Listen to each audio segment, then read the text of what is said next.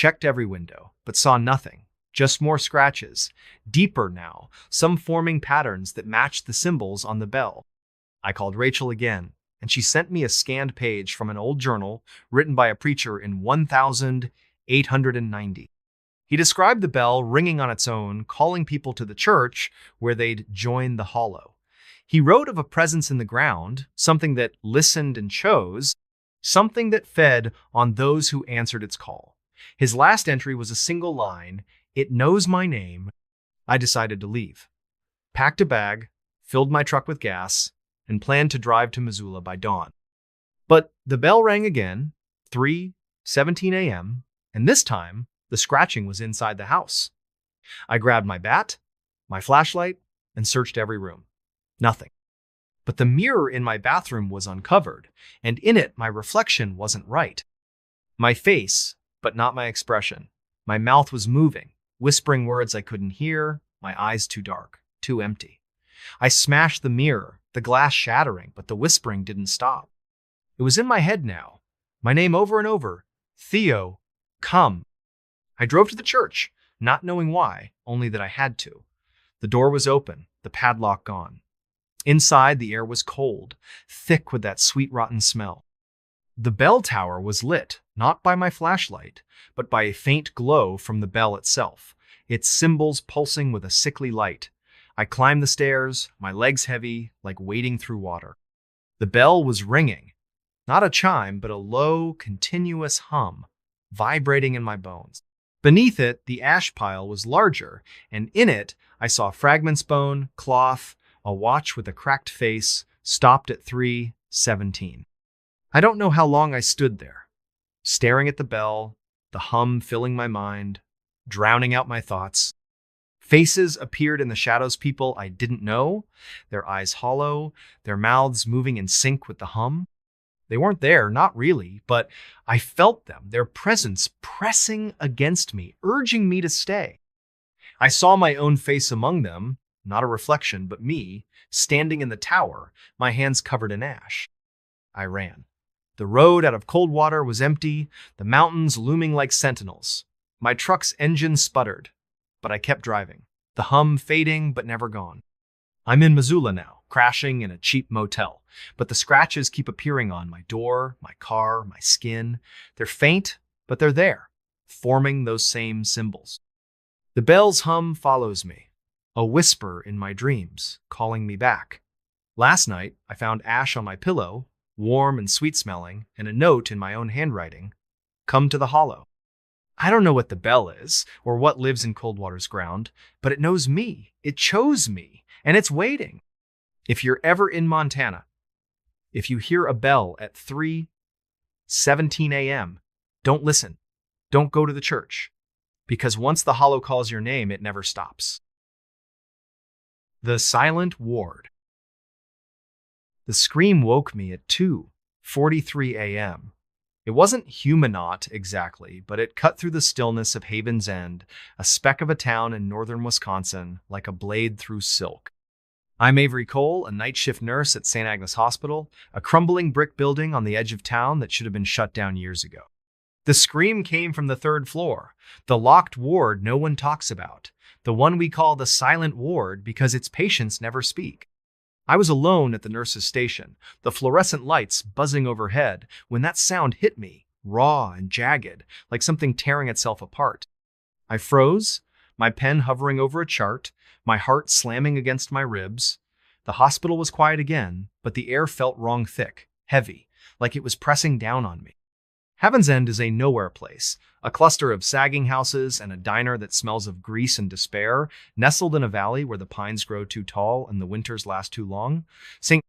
Agnes is the town's lifeline, the only hospital for miles, but it's a relic leaky pipes, flickering lights, and a smell of antiseptic that can't mask the rot underneath. I'd taken the job 6 months ago, desperate for work, after a messy divorce, left me with nothing but debt and a car that barely ran. The night shift suited me. I liked the quiet, the way the world felt softer in the dark. But the Silent Ward, room 317, was different. It was off limits, its door always locked, its charts missing from the system. The other nurses whispered about it, stories of patients who didn't exist, of sounds no one could explain, but I'd never heard anything myself.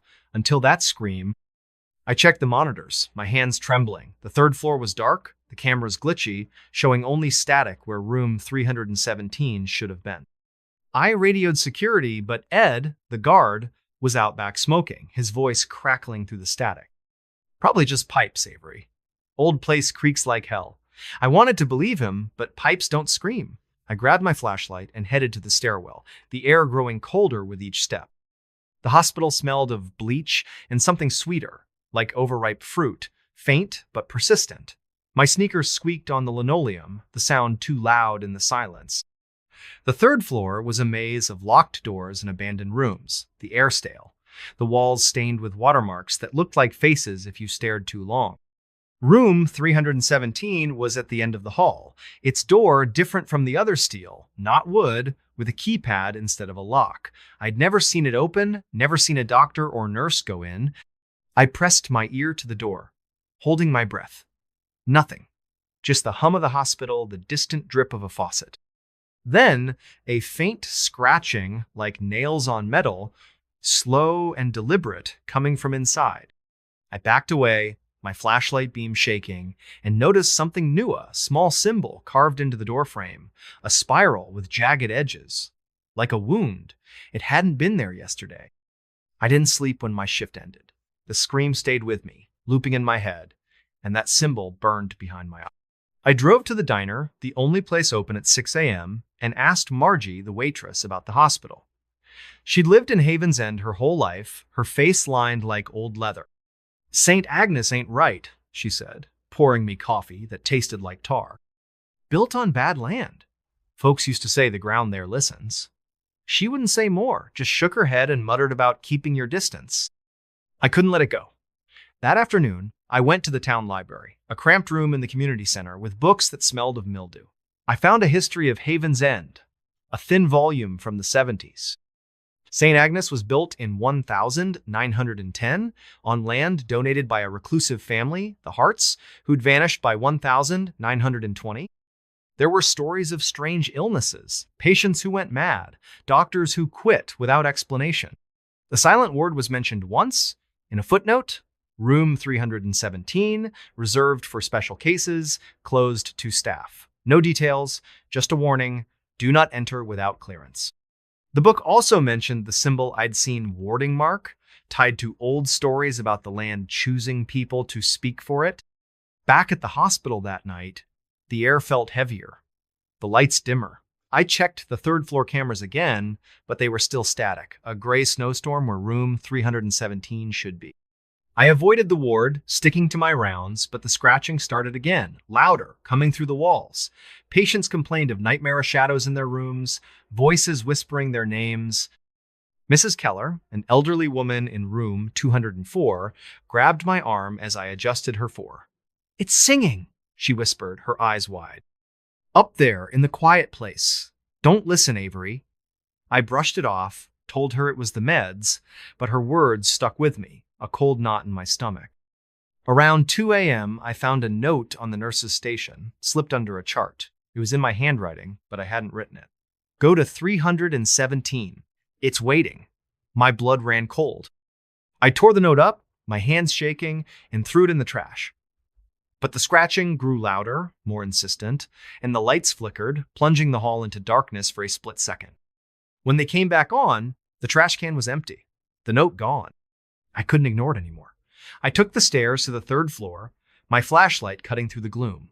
The hall was colder than before, the air thick with that sweet rotten smell. The symbol on room 317's door was deeper now, the spiral glistening like it was wet.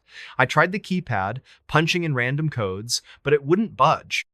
The scratching stopped, replaced by a low hum, like a choir tuning up, coming from inside. "My name?" whispered soft and slow. "Avery, come." I backed away, my heart hammering, and ran back to the station. I called Ed, but his radio was off. I tried the hospital's main line, but it was dead, just static and a faint hum that matched the one in my head. I searched the records room, looking for anything on room 317. Most of the files were missing, but I found a locked drawer in the back, its key taped under the desk. Inside was a single folder labeled Ward 317 Restricted. It held patient logs, but the names were redacted, replaced with numbers. Patient 12, admitted 1,943, non-responsive, transferred to 317. Disappeared. Patient 27, admitted 1,968, heard voices, transferred to 317. No record of discharge. Dozens of entries, all the Semino outcomes, just gone. The last page was a photo, grainy and old, showing a nurse standing in front of room 317's door, her face blurred, the spiral symbol carved into her hand. I didn't sleep after my shift. I drove to Missoula, to a friend's house, needing distance, needing answers. Rachel, my historian friend, met me at a coffee shop, her laptop open to scans of old documents. St. Agnes was a dumping ground, she said, her voice low. People who didn't fit mental cases, drifters, anyone the town didn't want, they sent them to 317. No one came back. The Harts, the family who built it, they believed the land was alive, that it needed voices to speak through. That symbol you saw, it's in their journals. They called it a key. I told her about the scream, the hum, the note. Her face paled. Get out of Haven's End, Avery. That place, it's not just haunted, it's hungry. I went back, not because I wanted to, but because I couldn't stay away. The hum was in me now, a constant drone, pulling me back to the hospital. That night, the third floor was different. The lights were out, the hall lit only by a faint glow from under room 317's door. The scratching was gone, but the hum was louder, a song without words, weaving through my thoughts. I found another note on the station, in my handwriting again. Open the door. This time, I didn't tear it up. I walked to room 317, my flashlight trembling, the spiral symbol glowing faintly, like it was alive. The keypad beeped, accepting a code I didn't know 243, the time I'd heard the scream. The door clicked open, revealing a room that shouldn't exist. It wasn't a hospital room, no bed, no equipment, just a bare concrete floor and walls covered in spirals, hundreds of them pulsing with that same sickly light. In the center was a hole, a jagged pit in the floor, the hum pouring out of it like a living thing. I saw shapes in the dark faces, hands, eyes watching me, their mouths moving, singing my name. I don't know how long I stood there, the hum filling my mind, drowning out everything. I saw myself in the pit, my face among the others, my voice joining the song. A hand touched my shoulder, cold and heavy, and a voice whispered, "You're home." It wasn't human, not anymore, but it knew me, knew everything about me. I screamed, or thought I did, and ran, the door slamming shut behind me. I left Haven's End that morning, my car packed with what little I owned. I'm in Minneapolis now, crashing on Rachel's couch, but the hum follows me. It's quieter, but it's there. In my dreams, in the silence between heartbeats, I find spirals everywhere on my apartment door, in the margins of my notebooks, etched into my skin when I wake up. Last night, I found a chart in my bag, one I didn't write. Patient 84, Avery Cole, admitted to 317, singing, "I don't know what lives in St. Agnes, or what it wants, but it's not done with me." If you're ever in Haven's End, if you hear a scream at 2:43 a.m., don't go to the third floor. Don't open the door. Because once the silent word calls you, it never lets you go. The door at the end of the hall. The knocking woke me at 3:13 a.m. 3 sharp raps, deliberate and slow, coming from the door at the end of the hall in my new apartment in Black Hollow, Vermont. I'm Riley Kane, a graphic designer who'd fled Boston after a burnout left me hollowed out, chasing cheap rent and solitude in a town so small it barely registered on a map. The apartment was a Stila second-floor flat in a sagging Victorian house, its paint peeling like old skin, its windows rattling in the October wind. The landlord, a wiry man named Mr. Harrow, had handed me the keys with a warning, "Don't bother with the door at the end of the hall. It's locked. Always has been." I'd nodded, too tired to care, but that night, the knocking changed everything. The sound wasn't loud, But it was wrong too, precise, too measured, like someone was testing the door's strength. I lay in bed, my heart thudding, staring at the ceiling where shadows danced in the moonlight. The apartment was quiet otherwise, the kind of quiet that feels alive, pressing against your eardrums. I waited, breath held, for another knock. Nothing. Just the faint creak of the old house settling, or so I told myself. But sleep wouldn't come. The air felt thick, heavy with the smell of dust and something sharper, like wet iron. I got up, my bare feet cold on the hardwood, and crept to the hallway. The hall was narrow, its wallpaper faded to a sickly yellow, curling at the edges. At the far end, maybe 20 feet away, was the door Mr. Harrow had mentioned plain wood, no knob, just a rusted keyhole and a faint crack running down its center. I'd barely noticed it when I moved in, assuming it led to storage or a sealed-off room. Now, it seemed to loom, the shadows around it deeper, almost liquid. I stood there, my phone's flashlight casting a weak beam, and listened. No knocking, no sound, just the hum of my own pulse. But as I turned away, I saw Ita faint scratch on the doorframe, thin and jagged, like a claw mark. I didn't sleep after that. The next morning, I called Mr. Harrow, my voice shaky as I asked about the door. "Told you, don't bother with it," he snapped, his tone clipped. "Old house, old quirks. Leave it be." He hung up before I could press him. I tried to focus on work, setting up my laptop in the cramped living room, but my eyes kept drifting to the hall. The scratch was still there, deeper than I'd thought, and beside it was another, fresher, like it had been carved while I was on the phone. Black Hollow was a ghost of a town, a cluster of clapboard houses and a general store that doubled as a post office, nestled in a valley where the trees grew too dense and the fog never quite lifted. I went to the store that afternoon, hoping to dig up some local gossip. The clerk, an older woman named Esther, with eyes like chipped flint, gave me a tight smile when I mentioned the apartment. "Harrow's place, huh? You hear anything odd?" she asked, her hands pausing over the register. "Just the house settling," I lied, but her smile faltered. "Mind the door at the end," she said, her voice low. "Folks who live there, they don't stay long." She wouldn't say more, just handed me my change and turned away. Back at the apartment, I couldn't focus.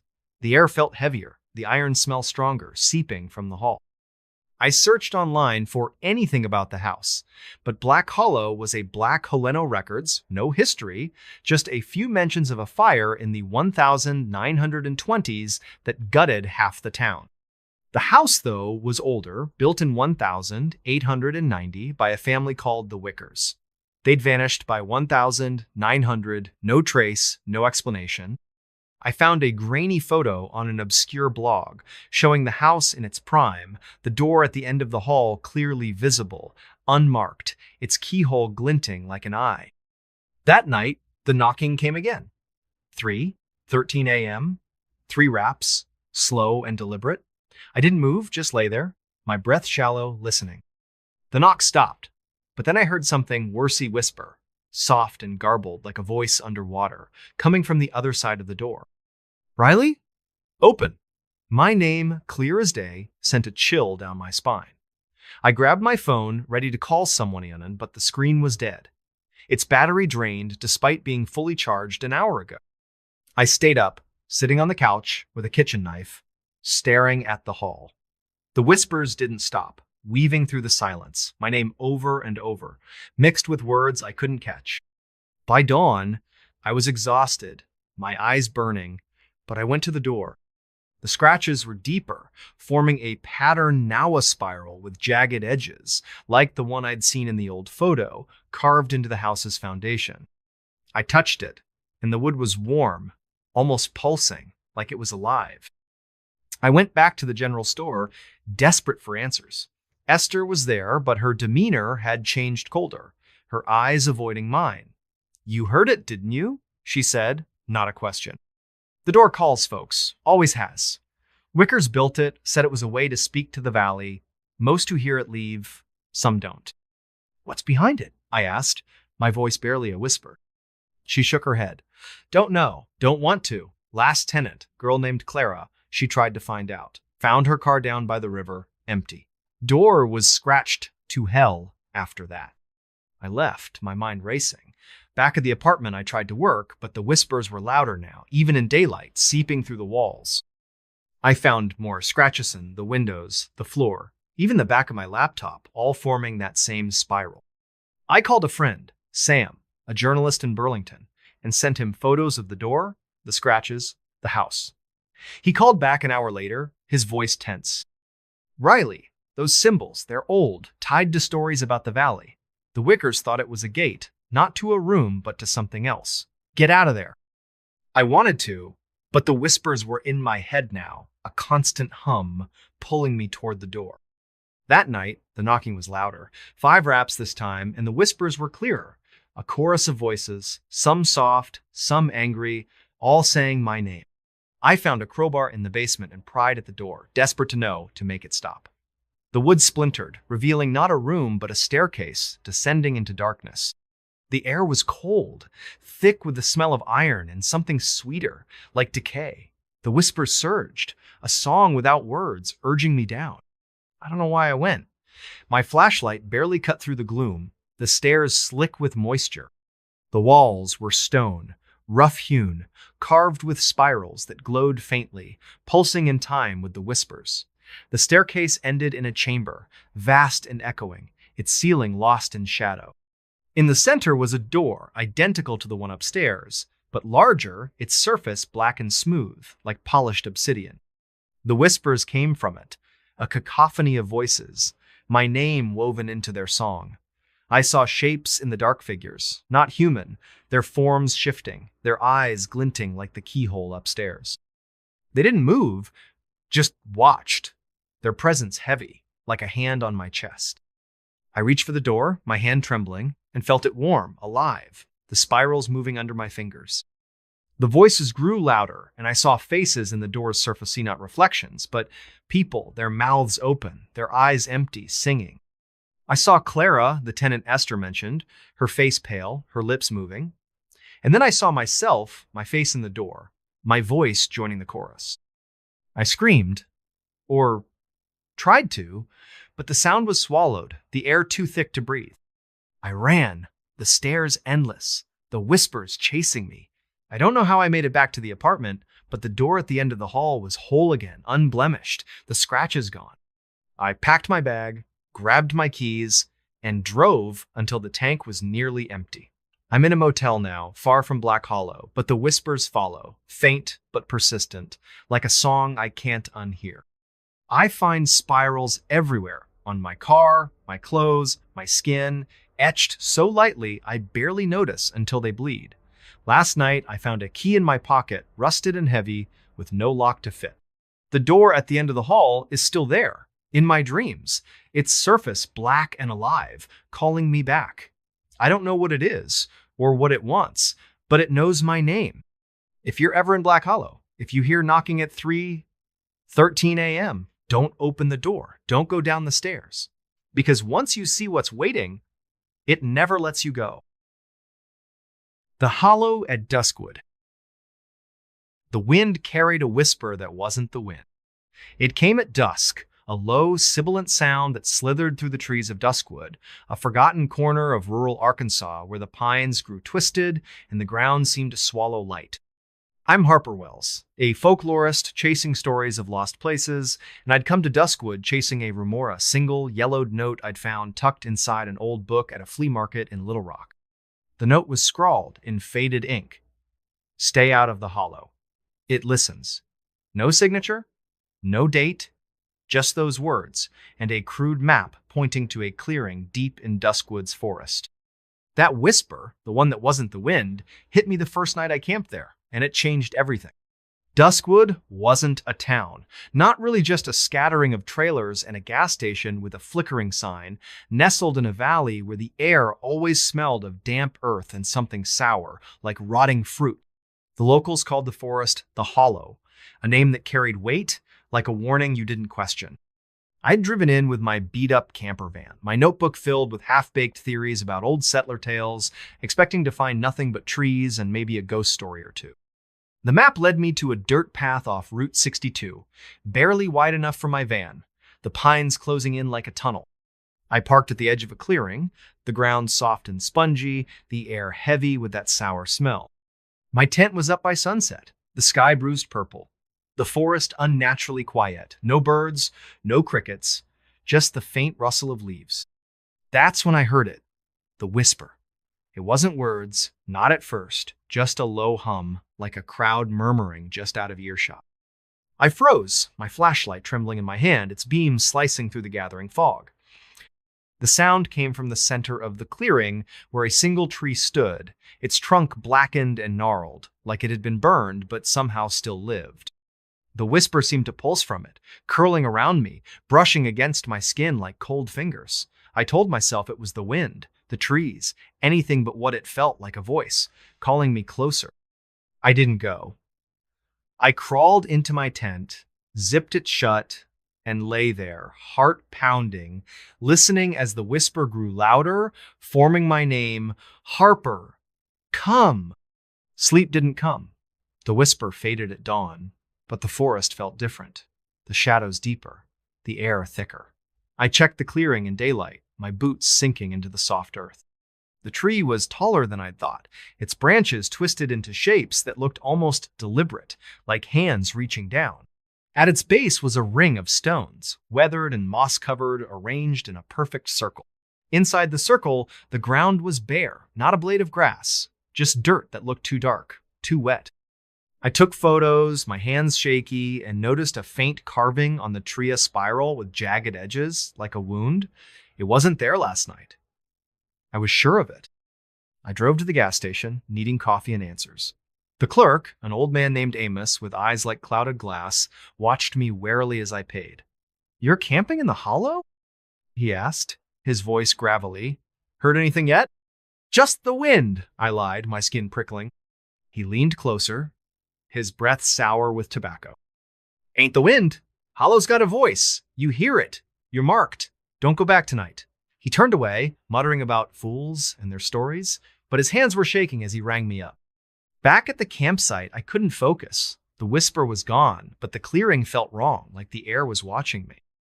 I searched my van for the note, hoping for clues, but found something else, a second note, tucked under my notebook, in my own handwriting, "Go to the tree." I hadn't written it. I'd have remembered. My stomach twisted, but I couldn't leave. The folklorist in me needed to know, needed to understand what the hollow was hiding. I spent the day digging through my research, old books and scanned documents I'd brought along. Duskwood's history was sparse, but there were whispers of a settlement in the 1800s, a group of families who'd built homes in the hollow and vanished by 1850. The locals blamed disease, but the stories were stranger people hearing voices, walking into the forest, and never coming back. The tree in the clearing was mentioned once, in a journal fragment from a preacher named Elias Ward. The hollow speaks through the tree, it chooses its voices, and they sing forever. The spiral symbol was there too, sketched in the margin, labeled the mark of the listener. That night, the whisper came again, sharper, more insistent, at exactly 3:13 a.m. I woke with a start, my tent zipper undone, the flap flapping in a breeze that wasn't there. The whisper was louder, a chorus now, voices overlapping, some soft, some angry, all calling my name. I grabbed my flashlight and stepped outside, the air cold and heavy, smelling of rot and iron. The tree was glowing faintly, its spiral carving pulsing like a heartbeat. I approached, my boots sinking deeper, the ground almost sucking at my feet. The stones around the tree were different now, rearranged, their surfaces scratched with more spirals, some fresh, some old and weathered. I heard footsteps behind me, soft but deliberate. I spun, the flashlight beam sweeping the clearing. Nothing, just fog and shadows. But the whispers grew louder, and now I could make out words. "Harper, join, see." My head throbbed, my vision blurring, like the sound was inside me, tugging at my thoughts. I saw shapes in the fog figures, tall and thin, their faces hidden, moving just out of sight. I ran back to the tent, zipping it shut, but the whispers followed, seeping through the nylon, filling my skull. By morning, I was a wreck, my eyes burning, my hands shaking. I drove to the gas station again, desperate for someone to talk to. Amos was there, but he wouldn't look at me. "You went back," he said, his voice flat. "Saw the tree, didn't you? It's got you now." "What's got me?" I demanded, my voice cracking. He shook his head.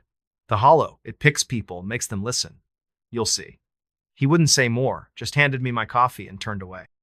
I went back to the campsite, not because I wanted to, but because I couldn't leave. The whisper was in me now, a constant hum pulling me toward the tree. I found more notes in my van, all in my handwriting. Look closer. Touch the mark. Sing. I burned them, but the ashes smelled sweet, like the rot in the clearing. I searched the forest, looking for answers, and found a trap door hidden under a pile of leaves, its wood rotted but carved with the same spiral. It led to a tunnel, narrow and damp, the air thick with that iron rot smell. My flashlight flickered, but I went down, the walls closing in, the whispers growing louder, echoing off the stone. The tunnel opened into a chamber, its ceiling low, its walls covered in spirals, hundreds of them glowing faintly. In the center was a pit, black and bottomless, the whispers pouring out like a tide.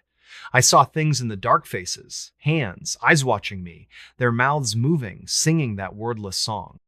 I recognized one face impossibly, my mother, dead 10 years, her eyes empty, her lips forming my name. I stumbled back, my flashlight falling, its beam spinning across the walls.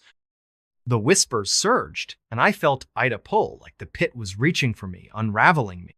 I don't know how I got out. I remember running, the tunnel stretching longer than it should, the whispers chasing me. I made it to the van, drove until the gas light blinked, and didn't stop until I was in Little Rock. I'm in a motel now, the city's noise a faint shield against the hum. But it's still there. In my head, in my dreams, calling me back to the hollow.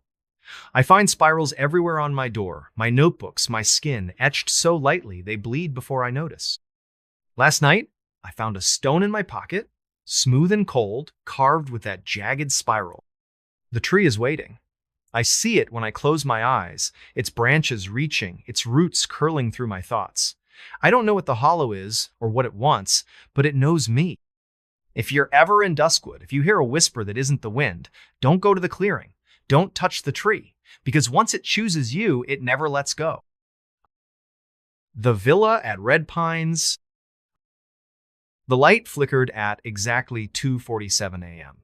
Not a power surge, not a loose bulb, but a single, deliberate pulse that made the shadows in the villa twist like living things. I'm Quinn Adler, a travel writer burned out from city life, chasing solitude in Red Pines, a nowhere town in northern Idaho where the forest swallowed the horizon. I'd rented the villa, sprawling century-old house on the edge of town, because it was cheap and promised quiet. The listing called it historic charm, but didn't mention the light in the upstairs window, the one that flickered every night, or the Polaroid I found under the floorboards my first day there, showing a man standing in that same window, his face blurred with the words "Don't look back" scrawled on the back in red ink. That flicker, that photo-A, was the hook that pulled me into something I still can't explain. Red Pines was barely a town. A gas station, a diner with cracked vinyl booths, and a handful of houses clinging to the edge of a forest so dense it seemed to breathe. The villa stood alone, a mile from the nearest neighbor, its stone walls weathered to a dull gray, its windows dark except for that one upstairs, always glowing faintly, even when the power was off. The air around it smelled of pine and something metallic, like blood left to dry.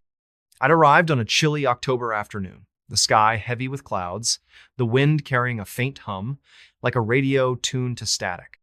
The realtor, a nervous woman named Lila, handed me the keys and muttered, "Don't mess with the upstairs. It's particular." I thought she meant the plumbing. Inside, the villa was a time capsule creaking hardwood floors, faded wallpaper with floral patterns curling at the edges, and furniture that smelled of dust and old secrets. The staircase to the second floor was steep, its banister worn smooth, leading to a locked door at the end of the hall. The key didn't work, and Lila's number went straight to voicemail when I tried to call. I set up in the downstairs bedroom, figuring I'd deal with it later. That night, I woke to the flicker to 47 a.m., the light in the upstairs window pulsing once, then going dark. I checked the breaker, thinking it was a fault, but everything was fine. That's when I found the Polaroid, slipped under a loose floorboard in the living room, the man's blurred face staring out, his hand pressed against the glass. I didn't sleep after that. The house felt alive, the silence too heavy, broken only by the occasional creak of the walls, like footsteps pacing above me. My skin prickled, my mind replaying the Polaroid's warning, "Don't look back." I tried to work, typing up notes for my next article, but my eyes kept drifting to the staircase, to the locked door I hadn't seen yet. The metallic smell was stronger now, seeping from the walls, mixing with the musty scent of old wood. I told myself it was just the house, just my imagination, but the flicker came again the next night. 2:47 m. And this time, I heard something a whisper, faint and garbled, like a voice trapped in static, coming from upstairs. "Quinn, see?" I went to the diner the next morning, needing coffee and answers. The waitress, an older woman named Dot, with eyes that didn't blink enough, poured me a cup and leaned in when I mentioned the villa. "You're staying at the old Hartwell place?" she said, her voice low. "Heard anything yet?" "Just the wind," I lied, my hands tightening around the mug. She didn't buy it. That house don't like guests. Last folks who stayed there, a couple from Boise, left after a week. Said the lights kept talking. She wouldn't say more, just shuffled off, muttering about bad ground. I asked around, but the locals were cagey. Their answers, vague stories of the Hartwell family, who'd built the villa in the 1890s and vanished by 1910, of lights that flickered without power, of whispers no one could trace. One man, an old-timer named Cal, grabbed my arm as I left. "Don't look behind you," he said, his breath sour with whiskey. "Not when the light goes on." Back at the villa, I couldn't focus. The whisper was louder now, even in daylight, weaving through the hum of the forest outside. I searched the house, looking for clues, and found a trap door in the pantry, its hinges rusted, its wood carved with a spiral symbol jagged, like a scar. I pried it open, the air below cold and damp, smelling of iron and decay.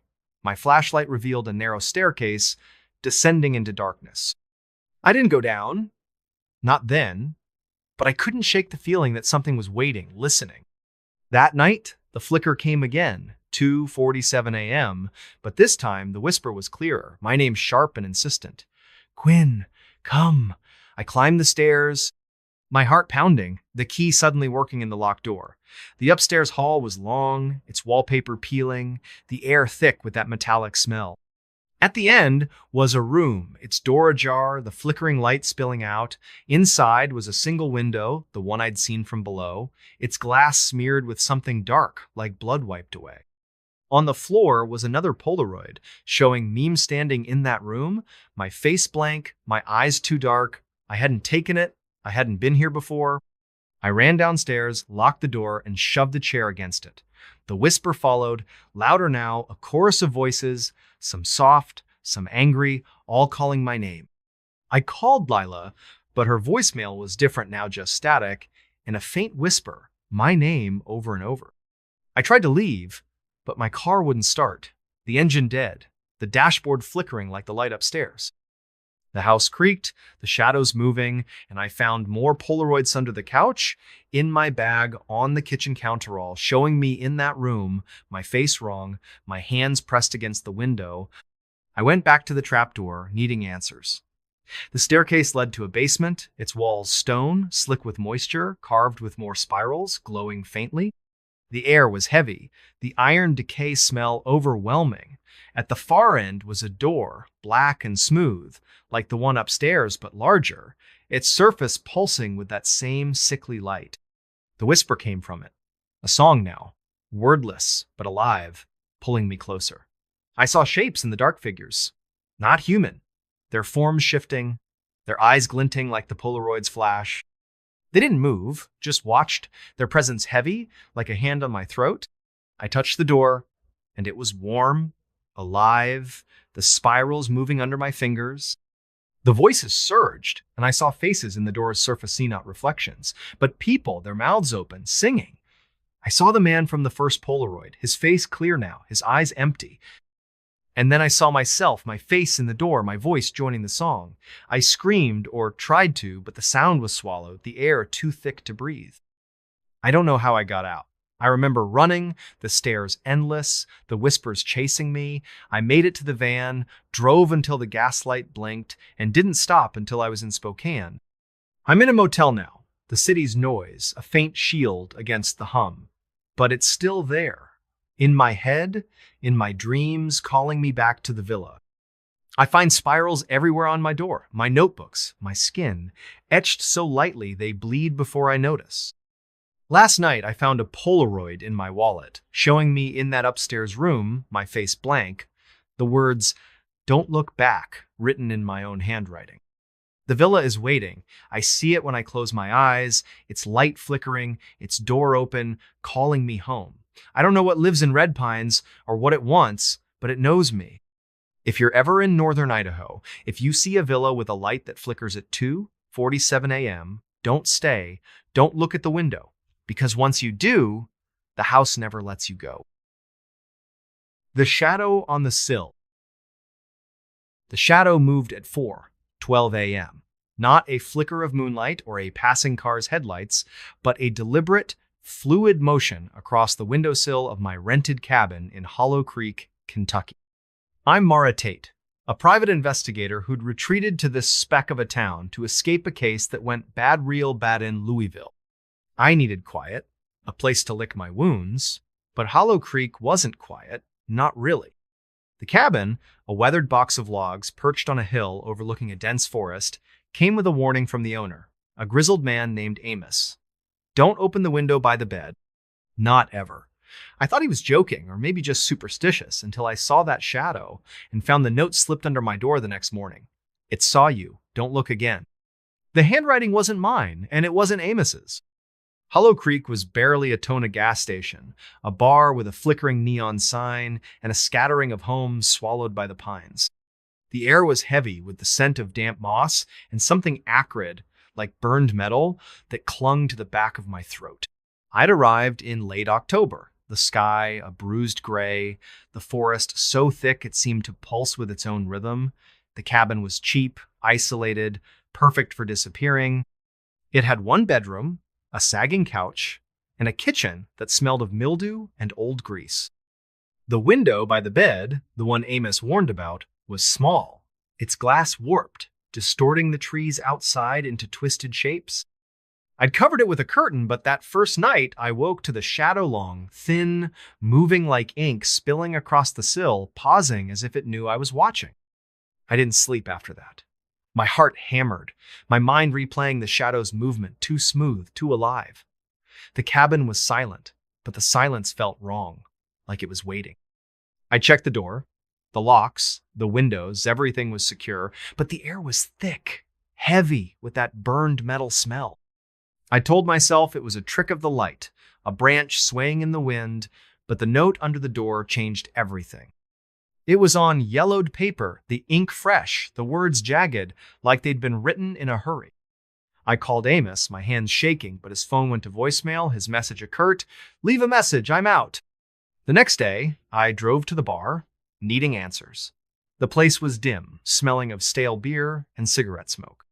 The bartender, a woman named Ruth with eyes like chipped ice, poured me a coffee and listened as I described the shadow, the note. "You're at the old Whitaker cabin," she said, not a question. "Folks, don't stay there long. That window, it's got a history." "What kind?" I asked, my voice steadier than I felt. She leaned closer, her voice low. "Whitakers built that place in the 1880s. Said the forest talked to them through the window. Last Whitaker, a girl named Eliza, disappeared in 92. Left a note like yours," said the shadow was watching. Ruth turned away, busying herself with a rag, but I caught the fear in her eyes. I went back to the cabin, the note burning a hole in my pocket. The forest felt closer now, the trees leaning in, their branches scratching the roof like fingers. I searched the cabin, looking for clues, and found a loose floorboard under the bed. Beneath it was a tin box, rusted and heavy, containing a journal pages, yellowed, ink faded, but the handwriting clear. It belonged to Eliza Whitaker, dated 1992. She wrote about the shadow, how it came every night at 4:12 a.m., how it whispered her name, how it moved inside the window, not outside. The last entry was a single line. It's not a shadow, it's me. My stomach twisted. I checked the window, the curtain still in place, but the glass was cold, too cold, like it was pulling heat from the room. That night, the shadow came again. 4:12 a.m., sliding across the sill, slow and deliberate, like it was testing the curtain's edge. The whisper followed, soft and guttural, my name woven into a sound that wasn't words. Mara, look. I didn't.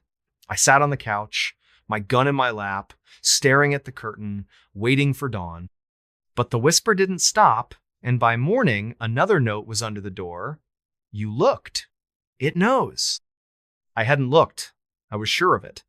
But the note felt like an accusation, heavy in my hand. I drove to the gas station, hoping to find Amos, but the clerk, a kid with nervous eyes, said he'd been gone for days. You're at the Whitaker place? He asked, his voice cracking.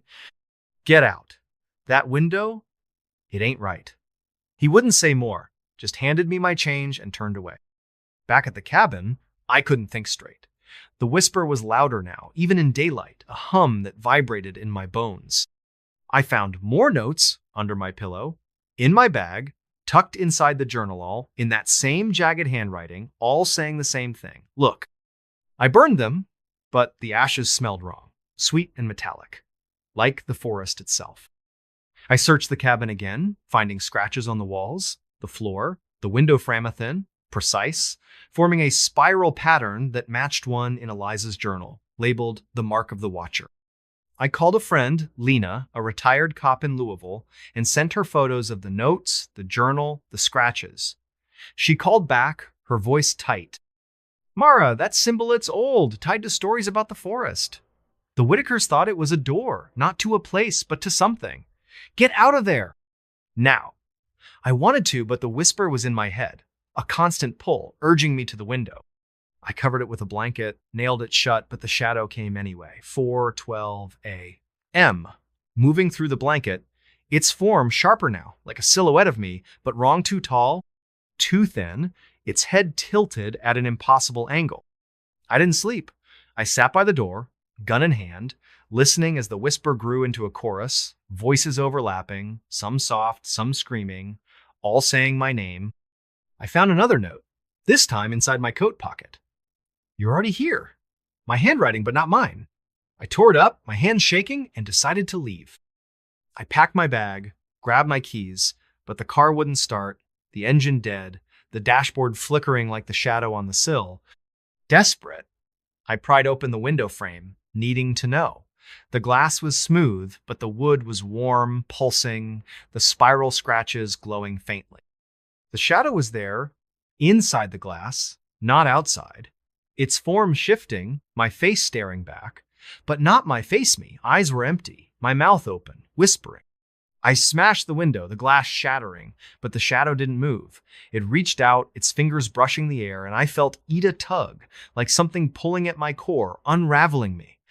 I ran, leaving everything, my bag, my gun, my sanity. The forest was a blur, the trees closing in, their branches snagging my clothes. I made it to the gas station, hitchhiked to Lexington, and didn't stop until I was in a motel. The city's noise, a faint shield against the whisper. But it's still there. In my head, in my dreams, calling me back to the cabin. I find spirals everywhere on my door, my skin, my mirror, etched so lightly they bleed before I notice. Last night, I found a note in my wallet, in my handwriting. Look behind you. I don't look. I can't. But the shadow is there, in every reflection, every dark corner, waiting. I see it when I close my eyes. Its form sharper, my face clearer, whispering my name. I don't know what lives in Hollow Creek, or what it wants, but it knows me. If you're ever in Kentucky, if you see a cabin with a window that doesn't look right, don't stay. Don't look at the sill. Because once the shadow sees you, it never lets you go. The last guest at the Starlight Motel The neon sign flickered like a dying heartbeat, casting a sickly pink glow over the cracked asphalt of the Starlight Motel's parking lot. I found the place by accident, or so I thought, when my car broke down on a lonely stretch of Route 17 in rural Nevada. My name's Nora Quinn, a freelance journalist chasing a story about forgotten towns in the Mojave Desert. It was October, the air sharp with the scent of sagebrush and dust, and I was stranded, my old Honda Civic coughing its last breath 10 miles from anywhere. The motel was the only sign of life, a squat, U-shaped building with peeling paint and a half-lit sign that read Starlight Motel, Vacancy. Below it, in smaller letters, someone had scrawled in marker, last room left. I grabbed my backpack and trudged toward the office, the gravel crunching under my boots. The silence was oppressive, broken only by the faint buzz of the neon and a distant coyote's howl. The office door creaked as I pushed it open, releasing a musty smell of stale coffee and cigarette smoke. A bell above the door jingled, too loud in the quiet. Behind the counter sat a man, gaunt and pale, his eyes sunken like he hadn't slept in years. His name tag read Cliff. He didn't look up from the crossword puzzle he was scribbling in, but his voice was low, raspy. Last room's yours, number 13, keys on the hook. I glanced at the wall behind him, where a single key dangled from a rusted hook, the tag marked 13 in faded red ink. You don't need my name or anything? I asked, fishing for my wallet.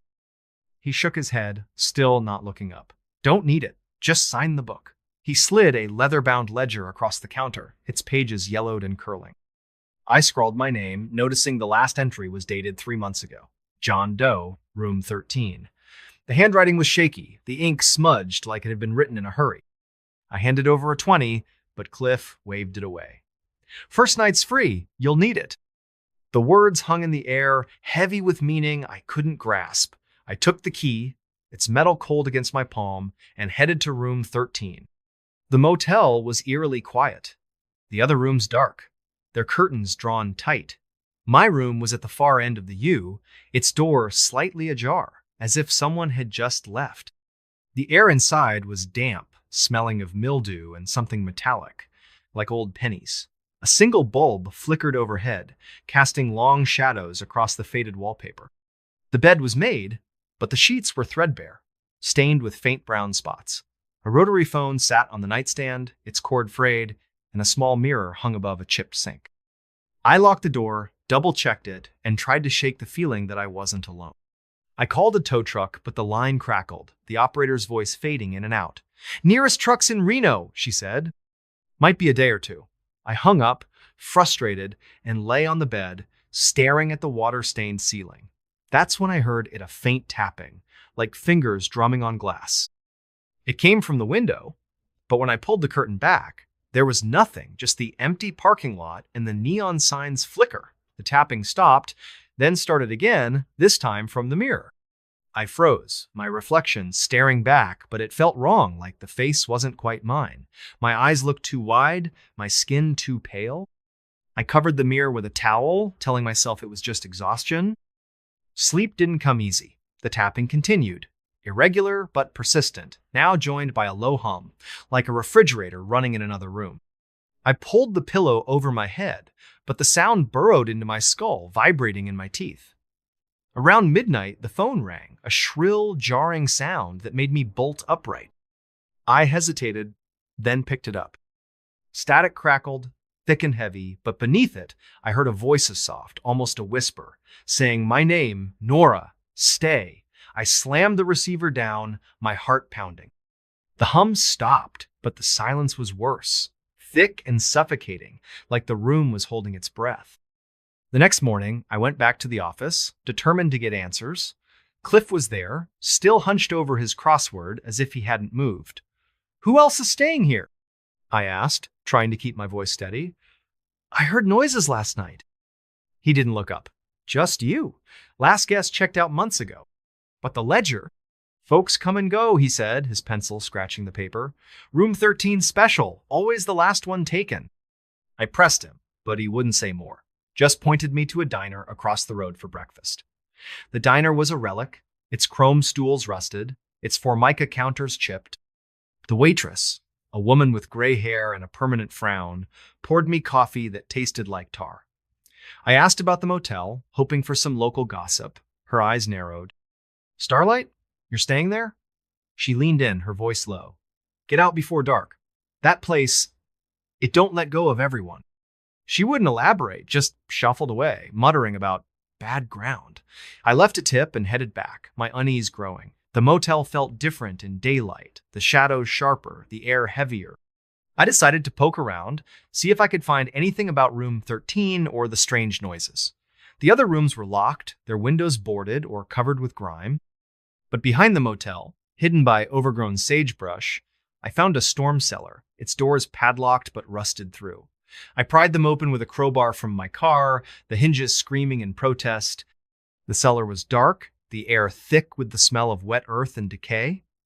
My flashlight revealed shelves lined with jars, their contents murky, floating in cloudy liquid. Old furniture was stacked against the wall shares, a dresser, a cracked mirror like the one in my room. In the corner, under a tarp, was a box of papers, receipts, maintenance logs, and a guest ledger, different from the one in the office. Its pages were filled with names, all for room 13, dating back decades. Each entry had a note beside it. Didn't leave, gone by morning, heard the song. My name was there too, in my own handwriting, dated yesterday. But I hadn't written in this ledger. I'd signed the one in the office. My hands shook as I stuffed the ledger into my backpack. I needed to get out, tow truck or not. But as I climbed out of the cellar, I heard it again, the tapping, louder now, coming from the direction of my room. I ran back, my boots slipping on the gravel, and found the door to room 13 wide open. Inside, the mirror was uncovered, the towel neatly folded on the bed. My reflection stared back, but it wasn't right. My eyes were wrong, too dark, and my mouth was moving, humming a tune I didn't know. I grabbed my bag and bolted for the car, but the key wouldn't turn. The engine sputtered, then died, the dashboard lights flickering like the neon sign. The tapping was everywhere now, on the windows, the roof, the hood, a relentless rhythm that matched the hum in my head. I stumbled out, the desert air cold against my skin, and ran toward the highway, hoping to flag down a car. But the road was empty. The horizon swallowed by a creeping fog that hadn't been there an hour ago. I don't know how long I walked, but the motel kept appearing, no matter which direction I went. The neon sign glowed brighter, the words, "Last room left," pulsing like a lure. I tried to call for help, but my phone was dead. Its screen cracked, showing a photo I hadn't taken. Me standing in room 13, my face blank, my hands pressed against the mirror. Desperate, I went back to the office. Cliff was gone, the crossword abandoned, half finished. The ledger was open, my name now circled in red ink with a new note, singing. I tore through the office, looking for anything, a phone, a map, a way out. In a drawer, I found a Polaroid, faded but clear. A woman in room 13, her face pale, her eyes empty, standing in front of the mirror. On the back, in the same shaky handwriting as the ledger, "She stayed too long." The hum was louder now, a song without words, pulling me back to room 13. I fought it, my nails digging into my palms, but my feet moved anyway, step by step, until I was standing in the room again. The mirror was waiting, its surface rippling like water. My reflection smiled, but I wasn't smiling. It raised a hand, beckoning, and I felt a tug, not just in my mind, but in my chest, like something was unraveling inside me. I don't know how I broke free. I remember screaming, smashing the mirror with the phone, glass shattering across the floor. The hum stopped, the room silent, but the air was thick, heavy with the scent of blood. I ran, leaving everything, my bag, my car, my sanity. I hitchhiked to Reno, my hands trembling, my mind replaying the song I couldn't shake. I told myself it was over, that I'd escaped. But it's not over. The hum is still there, faint but growing, like a radio signal tuning in. At night, I see the motel in my dreams, the neon sign flickering, the mirror whole again, my reflection waiting. Last week, I found a key in my pocket, rusted and cold, marked 13. I live in a city now, far from the desert, but yesterday, I saw Ita neon sign in an alley, flickering pink, The words, "last room left," glowing in the dark. I don't sleep anymore. The song is louder, and sometimes I catch myself humming along, my voice, not my own. I don't know what the Starlight Motel is, or what it wants, but it's not done with me. If you're ever on Route 17, if you see a neon sign in the desert, keep driving. Don't stop. Don't take the key, because once you check into room 13, you never check out. The Hollow Choir. The rain came down in sheets, a relentless gray curtain that blurred the world beyond the windshield. I was driving home from a weekend in Portland, my headlights cutting weak beams through the storm as I navigated the winding backroads of Southern Oregon. The radio had long since fizzled into static, leaving only the rhythmic thump of wipers and the hiss of tires on wet asphalt. I was tired, bone tired after a fight with my girlfriend that had left me raw and restless. Maybe that's why I didn't notice the sign at first. It was small, rusted, leaning crookedly at the edge of the road like it had been forgotten for decades. Hollow Creek, 3 miles. I frowned, squinting through the rain. I'd driven this route 100 times, and I'd never seen a turnoff for any place called Hollow Creek. My GPS was useless out here, the screen stuck on a loading spiral, so I figured it was just an old logging road or some ghost town marker. Still, something about it tugged at me, a faint, uneasy pull, like a whisper you can't quite hear but feel in your chest. I kept driving, the sign fading into the rearview mirror, but the name stuck with me. Hollow Creek. It sounded wrong, like a name you'd find scratched into the bark of a tree in a place nobody goes. 10 minutes later, the rain got worse. A deluge that turned the road into a river. My old Civic started to hydroplane, the wheel jerking in my hands. I cursed, slowing to a crawl, when my headlights caught something up ahead, a flicker of white through the trees. It was a figure. A woman, maybe, standing motionless at the edge of the road. She was dressed in something pale, a dress or a nightgown, soaked through and clinging to her skin. Her hair hung in dark, wet strands over her face, and she was just standing there, head tilted slightly, like she was listening to something I couldn't hear. My stomach twisted. This was the middle of nowhere, miles from any house or gas station. Nobody should be out here, not in this storm. I slowed the car to a stop, my hands tight on the wheel. Part of me wanted to keep driving every horror movie I'd ever seen, screamed at me to do just that, but she looked like she needed help. I rolled down the window, rain spattering my face. "Hey," I called, my voice barely cutting through the downpour.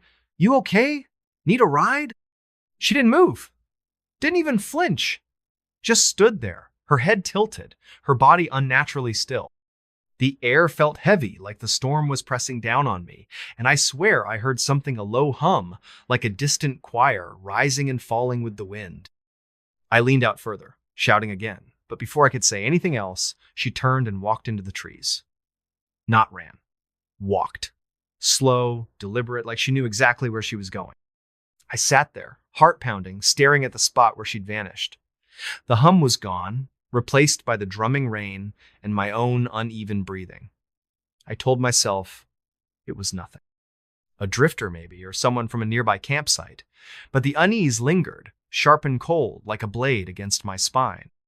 I glanced at the dashboard clock, 11:47 p.m., and decided I needed to get moving. That's when I saw the sign again. Hollow Creek, 3 miles. My breath caught. It was the same sign, same rusted edges, same faded letters, but I hadn't turned around. I'd been driving straight, no loops, no detours. There was no way it could be here again. I pressed the gas, harder than I meant to, the tires spinning before catching. I didn't care. I just wanted to get out of there, away from that sign, that woman, that hum that still echoed faintly in my skull. But the road didn't cooperate. It twisted, narrowed, the trees closing in until their branches scraped the sides of my car. The headlights flickered, and for a split second, I thought I saw her again, standing in the middle of the road, her pale dress glowing in the dark. I slammed on the brakes, my chest heaving, but there was nothing, just rain and shadows. Then the engine died. The silence was worse than the storm. No hum of the motor, no wipers, just the rain hammering the roof like 1,000 tiny fists. I turned the key, but the car only clicked, dead as a stone. My phone was useless, no signal, no GPS, just a blank screen reflecting my own pale face. I sat there, listening to my heartbeat, trying to think. The sign had said Hollow Creek was 3 miles away. If I could find it, maybe there'd be a gas station, a house, something. I grabbed my jacket, zipped it up, and stepped out into the rain. The cold hit me like a slap, soaking me through in seconds. The road was a muddy ribbon, flanked by dense forest that seemed to swallow the light from my flashlight. I started walking, the beam shaking in my hand, catching glimpses of twisted branches and glistening leaves. Every step felt wrong, like I was trespassing in a place that didn't want me. The air smelled of wet earth and something else, something sharp, like ozone or burnt metal. After what felt like an hour, I saw lights ahead. Not headlights, but a faint, flickering glow like candles in a window. As I got closer, I realized it was a town or what was left of one. A cluster of buildings, half collapsed, their wooden facades rotting and streaked with moss. A faded sign read, "Welcome to Hollow Creek Est, 1883." The letters were barely legible, eaten away by time and weather. The street was empty, the buildings dark, except for that flickering light coming from what looked like a church at the far end. Its steeple leaned crookedly, like it might topple at any moment, but the windows glowed with a soft amber warmth. I don't know why I went toward it. Maybe it was the cold, or the hope of finding someone who could help. Maybe it was something else, something I couldn't name, pulling me like a hook in my chest. The church door was ajar, creaking softly in the wind. I pushed it open, the hinges groaning, and stepped inside. The air was thick with the smell of damp wood and something sweeter, like rotting fruit. Rows of pews stretched toward a cracked altar, where a dozen candles burned in a haphazard circle. Their flames didn't flicker, didn't waver, just burned steady and bright, casting long shadows that seemed to move on their own. And then I heard it again, the hum, louder now, rising and falling like a choir, singing in a language I couldn't understand. It wasn't coming from the altar or the pews. It was coming from the walls, the floor, the air itself. My skin prickled, every nerve screaming at me to run, but my feet wouldn't move. I was frozen, staring at the shadows, on the wall shadows that weren't mine. They were human-shaped, but wrong. Too tall, too thin, their edges blurry like they were drawn in smudged charcoal. They moved when I didn't, sliding along the walls, circling the room. The hum grew louder, more insistent, and I realized it wasn't a choir. It was voices dozens, maybe hundreds overlapping, whispering, chanting. Words I couldn't make out, but they filled me with a dread so deep it felt like my bones were turning to ice. I backed toward the door, my flashlight shaking in my hand, but the shadows followed, their movements jerky and unnatural. One of them stopped, its head tilting like the woman's had, and I swear I saw eyes white, empty, staring right through me. I turned and ran, the door slamming shut behind me, the hum chasing me into the rain. I don't know how long I ran. The town seemed to stretch forever, the buildings repeating, the street looping back on itself. My lungs burned, my legs ached, but I couldn't stop. The hum was everywhere now, in my head, in my chest, vibrating through my teeth. I stumbled into an alley, hoping to find a way out, but it was a dead end. Just a brick wall, slick with rain and covered in scratches deep. Jagged marks, like something had clawed at it for years. I turned to backtrack, but she was there. The woman in the pale dress. Her hair hung over her face, but I could see her mouth now, stretched into a smile that was too wide, too wrong. Her lips didn't move, but I heard her voix sonneau with my ears, but inside my skull. "You heard us," she said, the words sharp and cold. "You came!" I tried to scream, but my throat was tight, my voice gone. She stepped closer, her dress dragging through the mud, and I saw her hands-long, thin fingers, too many of them, curling like spider legs. The hum surged, deafening now, and the shadows were behind her, dozens of them, their shapes twisting and merging into something I couldn't comprehend. I don't remember how I got away. One moment I was in the alley, the next I was back on the road, my car looming out of the rain like a lifeline. The engine started this time, roaring to life, and I floored it, the tires screaming as I sped away from Hollow Creek. The sign was gone when I looked back. No town, no church, just trees and rain and darkness. It's been 3 weeks since that night. I'm back in my apartment, but I haven't slept more than an hour at a time. The hum is still with me. It's faint, like a radio left on in another room, but it's there, always there. Sometimes I wake up and find scratches on my arms, shallow but precise, like someone's trying to write something I can't read. My girlfriend thinks I'm losing it, says I need to see a doctor, but I can't tell her what happened. I can't tell anyone. Last night, I found an old map in a thrift store, tattered and yellowed, dated 1890. I don't know why I bought it, but when I spread it out on my kitchen table, I saw it Hollow Creek, marked in faded ink, right where I'd been that night. I stared at it, my hands shaking, and that's when I noticed the note scrawled in the margin, in handwriting I didn't recognize. They sing to be heard. They sing to be found. I burned the map, threw it in the sink, and watched it curl into ash. But the hum is louder now, and last night I saw her again. Not in a dream, not in a memory. She was standing at the foot of my bed, her head tilted, her smile wide and wrong. The shadows were with her, their eyes glowing white, and the hum was a scream in my skull. I don't know what they want. I don't know why they chose me. But I know one thing. Hollow Creek isn't gone. It's still out there, waiting, singing. And every night, the hum gets louder, pulling me back. The Whispering Mile. The fog was so thick that night, it felt like driving through a dream. I was on my way back from a dead-end job interview in Eugene, Oregon, my pickup truck rattling along a forgotten stretch of Highway 17, a two-lane scar cutting through the Cascades. The radio was dead, the signal lost somewhere in the mountains, and my phone had been useless for hours, no bars, no GPS, just a blank screen mocking me. It was just me, the headlights, and the fog, curling like ghostly fingers around the pines. I was exhausted, my eyes burning, my hands tight on the wheel. That's when I saw Eat a Mile marker, rusted and crooked, glowing faintly in my high beams. Mile 13. I frowned. I'd driven this road before, or so I thought, and I didn't remember any mile markers out here.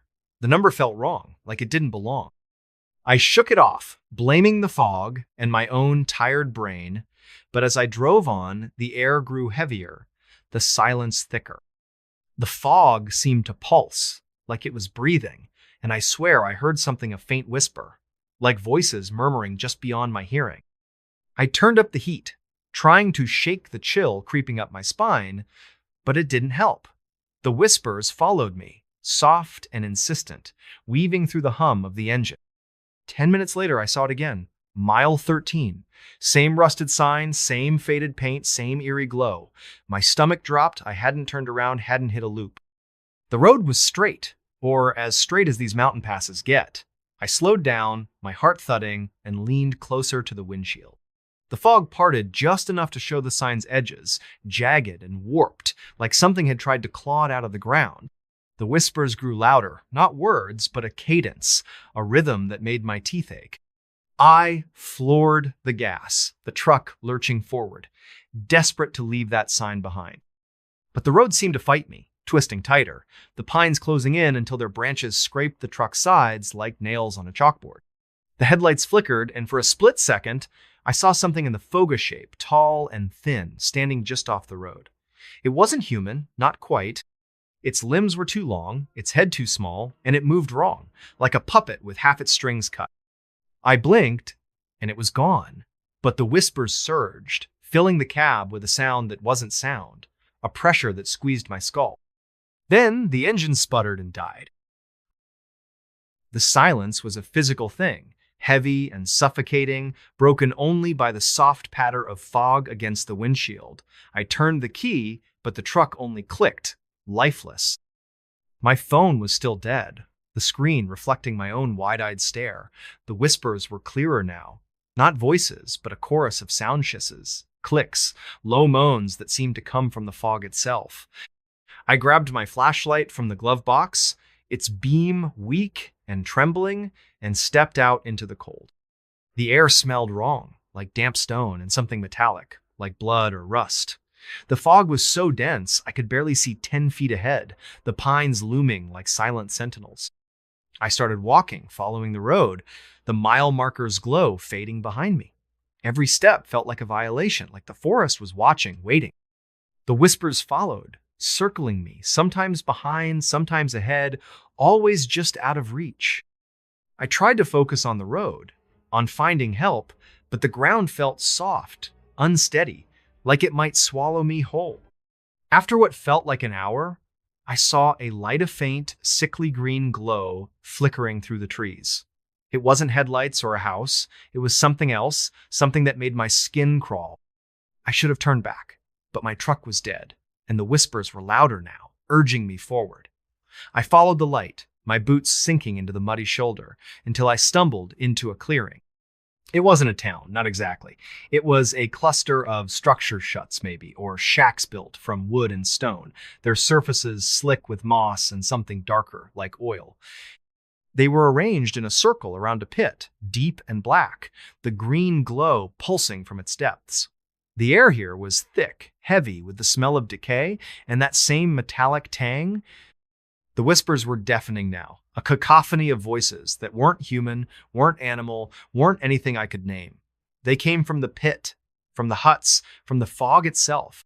I approached one of the shacks, its door hanging off a single hinge. Inside, the walls were covered in marking spirals, lines, shapes that didn't make sense but hurt to look at. There were objects scattered on the floor, a broken watch, a child's shoe, a cracked phone, all coated in a thin layer of dust and something sticky. My flashlight caught a mirror in the corner, its surface warped and cloudy. I looked into it, and for a moment, I didn't see myself. I saw something, a face that wasn't a face, eyes that weren't eyes, staring back with a hunger that made my blood run cold. I stumbled back, my flashlight dropping, the beam spinning wildly. The whispers surged, and I felt Ida presence, not behind me, but around me, like the fog itself was alive. I ran, my boots slipping in the mud, the green glow pulsing faster, brighter. The shacks seemed to shift, their shapes blurring, the pit yawning wider as I passed. I don't know how I found the road again, but I did, my truck looming out of the fog like a ghost. I climbed in, slammed the door, and turned the key. The engine roared to life, and I didn't look back. I drove, the fog pressing in, the whispers clawing at my mind. The mile marker appeared again, mile 13, but I didn't stop. I couldn't. The road stretched on, endless, the fog thickening until I couldn't see the lines anymore. I drove until the whispers faded, until the fog thinned, until I saw a gas station sign glowing in the distance. It's been a month since that night. I'm back in my apartment, but nothing feels right. The whispers are still with me, faint but constant, like static in my brain. I don't sleep much. When I do, I dream of the pit, the green glow, the thing in the mirror. My hands shake when I hold a coffee mug, and sometimes I find marks on my skin-thin curving lines like the spirals on those walls. They fade by morning, but they're always back by night. I tried to find Highway 17 again to prove it was real, but it's not on any map. I drove the route last week, and there was no mile marker, no clearing, no shacks. Just trees and fog and silence. But yesterday, I found something in my truck, tucked under the passenger seat, a piece of stone, smooth and cold, carved with a spiral that makes my eyes ache. I don't remember taking it. I don't remember a lot of things. Last night, I woke up to the whispers again, louder, closer. I turned on the light, and there it was in my wall, a shadow that wasn't mine. Too tall, too thin, its head tilted like it was listening. I blinked, and it was gone, but the whispers stayed, and so did the glow of faint green light seeping from under my bedroom door. I don't know what I found out there, on mile 13. I don't know what followed me home. But the whispers are growing louder, and every night they call me back to the fog, to the pit, to the thing that isn't a thing. And I'm starting to think it's not a question of if I'll go back, but when. The Whispering Pines. I don't know why I kept the old cassette tape. It was just sitting there in a cardboard box labeled Dad's Junk when I cleaned out his attic after he passed. Most of it was worthless rusted tools, faded Polaroids, a couple of fishing lures tangled in twine. But that tape, labeled Pine Hollow, 1993 in his shaky handwriting, felt different. Heavy, somehow. I should have tossed it. I wish I had. My name's Caleb. And I'm not the kind of guy who believes in ghost stories. I'm a mechanic, 34 years old, living in a one-bedroom apartment in Boise, Idaho. I fix engines, drink cheap beer, and mind my own business. But that tape, it's why I'm telling you this now, with my hands shaking and the lights on at 2 a.m. Because what I heard on it, what I found changed everything. It started last fall when I drove up to Pine Hollow, a speck of a town in northern Idaho, to settle my dad's estate. He'd lived there his whole life, a quiet man who kept to himself after Mom left when I was a kid. Pine Hollow's the kind of place you'd miss if you blinked population 412, one gas station, one diner, and a whole lot of nothing else. The town's nestled in a valley surrounded by dense pine forests, the kind that seem to swallow sound and light. The air always smells like sap and damp earth, and the wind carries this low, eerie whistle when it cuts through the trees. Dad's house was a sagging two-story on the edge of town, backed right up against the woods. The attic was a mess, and I spent days sorting through his stuff. That's when I found the tape tucked inside a metal fishing tackle box. No player, just the cassette, its plastic case cracked but intact. I figured it was one of Dad's old fishing trip recordings she used to narrate his outings like some wannabe nature documentarian. But the label, Pine Hollow 1993, bugged me. That was the year I turned 2, the year Mom left, the year Dad stopped talking about the woods. I didn't have a cassette player, so I drove to the only electronics store in a 50-mile radius, a pawn shop in Coeur d'Alene. The guy behind the counter, a wiry dude with a neck tattoo, sold me a dusty Walkman for $10. That night, back at Dad's house, I sat at the kitchen table, the tape in hand, hesitating. The house was too quiet, the kind of quiet that makes you hear your own heartbeat. Outside, the pines swayed in the wind, their branches scratching the roof like fingers on a chalkboard. I popped the tape in and pressed play. Static hissed through the headphones, loud enough to make me wince. Then Dad's voice came through, low and unsteady, not the warm baritone I remembered from childhood.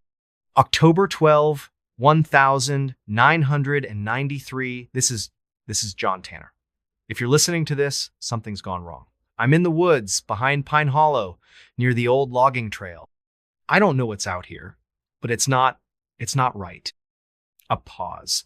Wind howled through the recording, sharp and biting. Then a low, guttural hum, like a distant machine, but softer, almost alive. My skin prickled. It started 3 nights ago. I saw something out here, in the trees. Eyes, maybe. Too big to be a bear, too still to be human. I thought it was nothing, just my head playing tricks. But it's been following me. Watching.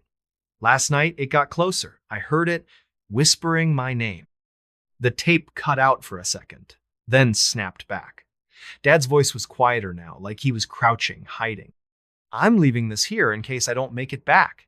If you find this, don't come looking for me. Don't go into the pines. The recording ended with a sharp click. I sat there, frozen, the Walkman still buzzing faintly in my ears. The kitchen felt colder, the shadows deeper. I glanced out the window, half expecting to see something staring back from the tree line. Nothing but darkness and the faint sway of branches. I didn't sleep that night. I kept the lights on, the tape on the table like some cursed artifact. Part of me wanted to burn it, to pretend I'd never heard it. But another part, the part that remembered Dad's haunted eyes when he'd talk about the woods, needed to know more. The next morning, I drove to Pine Hollow's diner, a greasy spoon called Mabel's. The place smelled like burnt coffee and bacon, and the vinyl booths were cracked from years of use. I figured if anyone knew about weird stuff in town, it'd be the locals. I sat at the counter, nursing a coffee, and struck up a conversation with the waitress, a woman in her 60s named Dot. She had a smoker's rasp and a no-nonsense stare. "You're John Tanner's boy, aren't you?" she said, refilling my mug without asking. "Yeah, Caleb. I'm just here to clean out his place." She nodded, her eyes flicking to the window toward the woods. "He was a good man, your dad. Kept to himself after 93. My pulse quickened. What happened in 93? Dot's face tightened, like she'd said too much. She wiped her hands on her apron and leaned in, voice low. "Folks don't talk about it much. That was a bad year. People went missing, hikers mostly. Some said it was a bear, others said..." Something else. Your dad was out in those woods a lot back then. Came back different, quieter. Did he ever say what he saw? She shook her head. Not to me, but you might ask old man Carver. He and your dad were tight back in the day, lives out on Route 17, last house before the highway. I thanked her and left, the tape burning a hole in my jacket pocket. The drive to Carver's place took me past fields of dying grass and rusted mailboxes. His house was a squat, weather-beaten cabin surrounded by junked cars and stacks of firewood. Carver himself was outside, splitting logs, a wiry old man with a face like crumpled leather. He squinted at me as I pulled up. "You John's kid?" he called, not breaking his swing. "Yeah, Caleb. Can we talk?" He set the axe down and gestured to a pair of lawn chairs by the porch. We sat, the air heavy with the smell of pine and motor oil. I told him about the tape, about Dad's voice, the hum, the warning. Carver listened, his eyes fixed on the horizon. "Your dad wasn't crazy," he said finally. "Something's been in those woods for a long time. Not a bear, not a wolf. Something older. Folks around here call it the Whisperer." I felt a chill, despite the midday sun. "The Whisperer?" He nodded, spitting into the dirt. "Old stories, from before the town was even here. Loggers used to talk about it, something that lives in the pines, calls your name, draws you in. You hear it, you're marked. Most don't come back." "Did Dad see it?" Carver's eyes darkened. He saw something. 93 was when it got bad. 5 people went missing that fall. Hikers, couple of kids, no bodies, no tracks. Just gone. Your dad went out looking for one of them, a girl named Sarah Mills. He came back, spooked, wouldn't talk about it, stopped going into the woods after that. I swallowed hard, the tape's weight pressing against my chest. "What do I do with this? The tape, I mean." Carver leaned forward, his voice barely above a whisper. "Burn it! Stay out of the pines! Whatever's out there, don't forget." I didn't burn the tape. I couldn't. It was like a splinter in my mind, digging deeper every time I thought about it. That night, I sat in Dad's living room, the Walkman in my lap, replaying the recording. The hum, the wind, Dad's spirit was all so vivid, like I was there with him. I kept thinking about what Carver said. The Whisperer. It sounded like a campfire story, but Dad's voice, that wasn't a story, that was real. Against every shred of common sense, I decided to go into the woods. I had to know what Dad saw, what scared him so bad he never spoke of it. I waited until dawn, when the light felt safer, and packed a backpack with a flashlight, water, a hunting knife, and the tape. The old logging trail Carver mentioned was still there, a faint dirt path snaking into the forest behind Dad's house. The pines loomed overhead, their branches knitting together to block out the sky. The air was thick with the scent of resin and decay, and every step crunched on a carpet of needles. The trail was overgrown, barely visible in places. I followed it for maybe an hour, my boots sinking into the soft earth, my breath fogging in the chill. The forest was quiet, too quiet. No birds, no squirrels, just the occasional creak of a tree in the wind. I kept my eyes on the ground, looking for anything a footprint, a broken branch, a sign Dad had been here. Nothing. Then I heard it. A hum, low and steady, like a generator buried underground. My heart stuttered. It was the same sound from the tape, but clearer, closer. I froze, straining to listen. The hum seemed to pulse, rising and falling like a heartbeat. It wasn't coming from any one direction, it was everywhere, vibrating through the trees, the ground, my bones. "Caleb." "My name," whispered soft as a breeze. I spun around, knife in hand, but there was nothing. Just pines, stretching, endless and dark. My pulse hammered in my ears, and for a second I thought I saw something, a shadow, tall and thin, flickering between the trees. But when I blinked, it was gone. I should have turned back. Every instinct screamed at me to run. But I kept going, deeper into the woods, the hum growing louder, the air heavier. The trail petered out, leaving me in a clearing ringed by ancient pines, their trunks gnarled and twisted like they'd been screaming for centuries. In the center was a pile of stones, moss-covered and uneven, like a makeshift altar. Scratched into one of the stones was a Symbol spiral with jagged lines radiating out, like a sun with broken rays. The hum was deafening now, a low throb that made my teeth ache. I knelt by the stones, my hands shaking as I brushed away the moss. Beneath it, carved into the rock, was a name, Sarah Mills. My stomach dropped. The girl Carver mentioned, the one Dad went looking for. There were other names too, half erased by time. Thomas Reed, 1978. Ellen Carter, 1965. James Holt, 1952. Dozens of them etched into the stones like a memorial, or a warning. Caleb. The whisper came again, closer this time, right behind me. I stumbled back, my knife slipping from my sweaty grip. The air felt wrong, like it was pressing down on me, thick and suffocating. I grabbed my flashlight and swung it around, the beam cutting through the gloom. Nothing, just trees and shadows and that goddamn hum. Then I saw it. At the edge of the clearing, half hidden by a pine, was a figure, tall, impossibly thin, its limbs bent at wrong angles, like a marionette with cut strings. Its face, if it had one, was lost in shadow, but I could feel it watching me, its gaze heavy and cold. My flashlight flickered, the beam stuttering, and in that split second, the figure was gone. I ran. I don't know how long or how far, branches clawing at my face, my breath ragged in my throat. The hum chased me, louder with every step, and my name echoed through the trees, over and over, in a voice that wasn't human. I didn't stop until I stumbled out of the woods, back onto Dad's property, the house looming like a lifeline. I locked the door, barricaded it with a chair, and sat there, panting, the knife clutched to my chest. I didn't leave the house for 2 days. I kept the lights on, the curtains drawn, the tape locked in a drawer. Sleep came in fits, broken by nightmares of spiraling symbols and eyeless faces. Every creak of the house, every gust of wind, sounded like my name being whispered. I called a realtor and told her to sell the place as is. I didn't care about the money, I just wanted out. But the tape, I couldn't leave it behind. On my last day in Pine Hollow, I drove to Carver's house, the cassette in my pocket. He was on his porch, whittling a piece of wood into something shapeless. I told him what I'd seen, what I'd heard. He didn't look surprised. "You saw it," he said, not a question. "The Whisperer." "What is it?" My voice cracked, and I hated how small it sounded.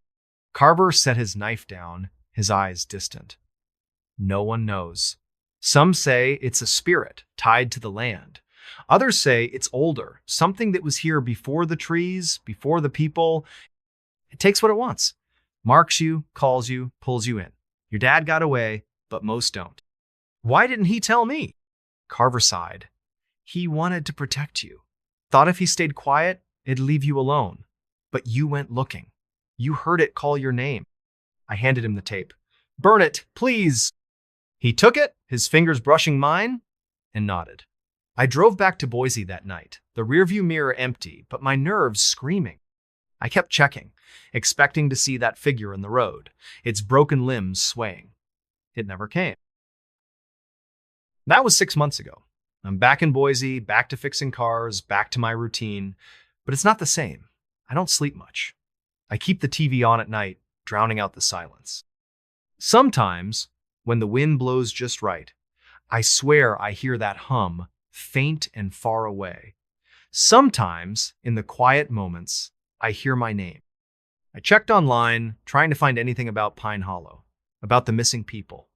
There's nothing, just a few articles about hikers lost in the 90s, no details, no follow-up.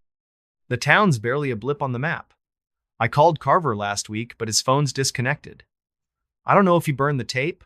I don't know if it matters. Last night, I found something in my apartment, tucked behind the couch. A cassette tape, cracked plastic case labeled Pine Hollow 1993. I don't know how it got there. I don't want to know. I locked it in a drawer, but I can still hear it, even now as I type this. The hum, the whisper, my name. If you're reading this, if you find this story, do me a favor. Stay out of the pines. The hollow beneath. I don't tell this story to scare people. I tell it because I need someone to believe me. My name's Hannah, and I'm 29, a nurse who moved to Black Creek, Montana, 2 years ago for a job at the county clinic. Black Creek's a nowhere town, population 600, surrounded by endless wheat fields and a single stretch of forgotten highway. The kind of place where the sky feels too big and the nights too dark. I thought it'd be quiet, a fresh start after a bad breakup. But what happened last winter, what I found under that gas station, changed me. I don't sleep anymore. I don't trust silence. It started with a patient, an old man named Amos Reed. He came into the clinic one November evening, shivering in a threadbare coat, his eyes wild and bloodshot. His hands were raw, like he'd been digging in frozen dirt. I was working the night shift alone, the fluorescent lights buzzing overhead, the air thick with the smell of antiseptic and stale coffee. Amos wouldn't sit still, kept muttering about the hollow and the voices under the pumps. I figured he was drunk or off his meds. Black Creek had its share of eccentrics, but his fear was real, raw, like he'd seen something that broke him. "They're down there, Hannah," he whispered, grabbing my wrist with surprising strength. His nails dug into my skin, leaving crescent-shaped marks. "Under the gas station on Route 12, they talk to me when I fill up my truck. They know my name." I humored him, checked his vitals, and sent him home with a referral to a psych in Billings. But his words stuck with me, burrowing into my thoughts like a splinter. The gas station, he mentioned, was the only one in town, a rundown Texaco with flickering neon signs and pumps so old they creaked when you used them. I passed it every day on my way to work, its cracked pavement and peeling paint a constant in Black Creek's gray landscape. I'd never thought much of it until Amos. A week later, I heard he was dead. Found in his truck off Route 12, engine still running, his eyes wide open and his hands clutching the wheel.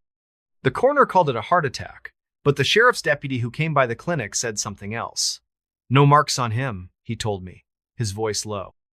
But the way he looked, like he saw something he couldn't unsee. I tried to shake it off. Small towns breed rumors, and I wasn't the type to buy into ghost stories. But that night, driving home past the Texaco, I slowed down. The station was dark, the pumps standing like silent sentinels under the sodium lights. The air felt heavy, like a storm was coming, though the sky was clear. I don't know why I stopped. Curiosity, maybe? Or something else. Something I can't explain. I pulled into the lot, my headlights cutting through the darkness, and sat there, engine idling, staring at the pumps. That's when I heard it. A low, rhythmic thrum, like a heartbeat pulsing through the ground. It wasn't loud, but it was wrong, like it didn't belong in the world. My skin prickled, and for a moment, I thought I saw something move near the pump's shadow. Too tall, too thin, gone when I blinked. I told myself it was the lights playing tricks, but my hands were shaking as I drove away. How? I couldn't let it go. Amos's words, the thrum, the shadow, they haunted me. The next night, I went back. It was stupid, I know, but I needed answers. I parked behind the station, where the lot backed up to a field of dead grass, and grabbed a flashlight and a crowbar from my trunk. The station was closed, the windows dark. The only sound, the faint hum of the neon sign flickering Texaco in red and white. The air smelled of gasoline and something sour like rotting leaves. The pumps stood in a row, their hoses coiled like snakes. I walked to the one farthest from the station, where Amos said he'd heard the voices. The thrum was there again. Stronger now, vibrating through my boots. I knelt down, shining my flashlight on the concrete slab beneath the pump.